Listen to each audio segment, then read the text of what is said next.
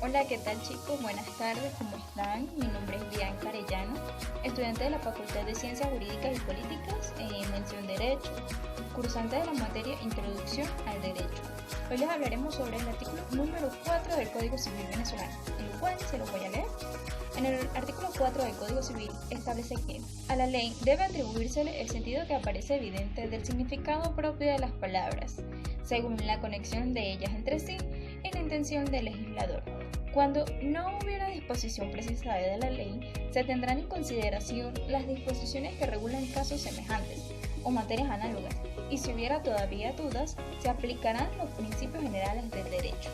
Ok, resumiendo esto, lo que establece el artículo, la interpretación se basa en textos escritos como actividad eminentemente humana. Tiene su concepción la subjetividad de quien la realiza, influenciada por diversas circunstancias relacionadas con su formación, creencia, cultura, religión, orientación política, entorno social, nivel socioeconómico, entre otras cosas. La necesidad de interpretación de un texto, en lo cual es el surgimiento de la hermenéutica, se presenta por las complejidades del lenguaje. Frecuentemente conducen a conclusiones diferentes e incluso contrapuestas en lo que respecta al significado de un escrito. Cuando se tiene la necesidad de desentrañar en el sentido de una norma legal o contractual, porque hay desacuerdo en su contenido, el intérprete lo hace a través de diferentes métodos y técnicas que le permitan encontrar el significado de la disposición, pues de este modo tendrá los elementos para resolver la controversia latente con el motivo de discrepancia surgida a propósito del alcance de la ley o de la disposición. Ahora bien, entendiendo el artículo 4 del Código Civil venezolano, ¿qué pretende? Pretende orientar la forma en que se deben plantear las normas jurídicas, entendidas como cualquier norma de derecho, cualquier ley en sentido material, en sentido lato, en sentido general. Así el intérprete debe ajustarse al significado de las palabras y su concepción, es decir, el adecuado uso de la gramática como parte de la lingüística que gobierna el lenguaje. Como se trata de normas jurídicas, normas de derecho que rigen la conducta de los seres humanos en la sociedad, normas que regulan y controlan cada una de las cosas que desarrollamos, de los comportamientos que desarrollamos en la sociedad, es evidente que se presenten conflictos, controversias, desacuerdos que requieren y es necesario que sean resueltos para conservar la paz ciudadana y darle a cada quien lo que merece, la justicia por medio del derecho. Entonces, en ese sentido, la norma en conjunto obliga a resolver el conflicto aplicando el texto de la misma norma, que esté llamada a solucionar el conflicto, aquella que se encuentra frente a un supuesto de hecho, la que identifica la conducta o acción realizada y la que pretende darle solución. La interpretación de la ley, según el cual el intérprete de la ley no puede limitarse al sentido propio de las palabras, sino que ha de tomar en cuenta dos factores más uno muy importantes, en el sentido que deriva de la conexión de ellas entre sí y en el sentido gramatical. Esto es como parte de un resumen de lo que yo les acabo de decir.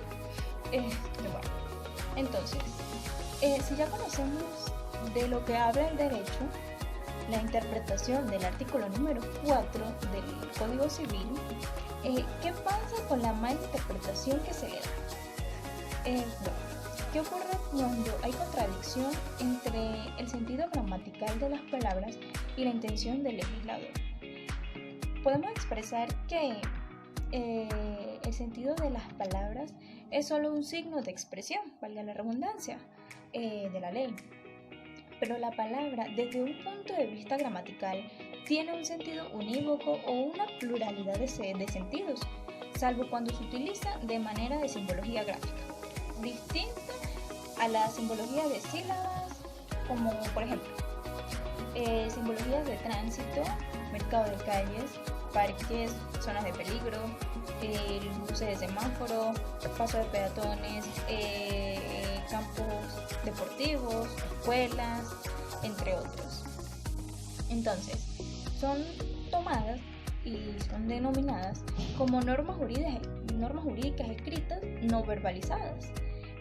Aquellas otras que se presuponen y se suscitan cuando se reacciona de cierto sentido frente a algún acto.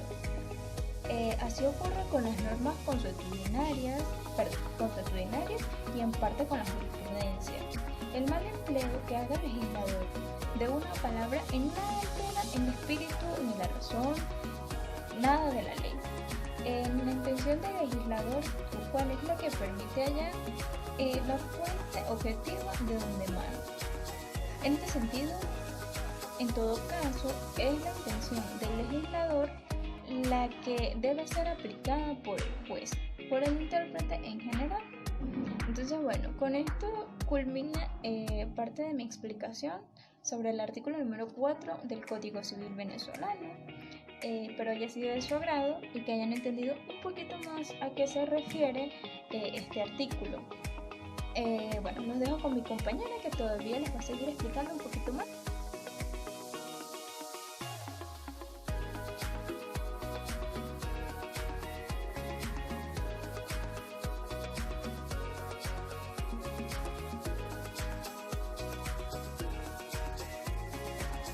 Ok, mi nombre es Laurimar.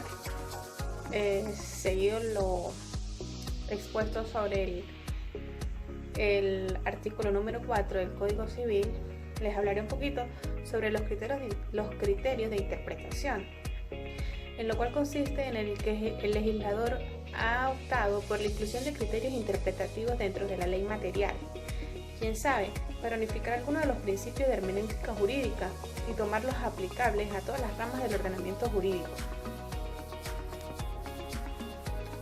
Bien, entonces ahora continuaré hablándoles un poco sobre el concepto de analogía.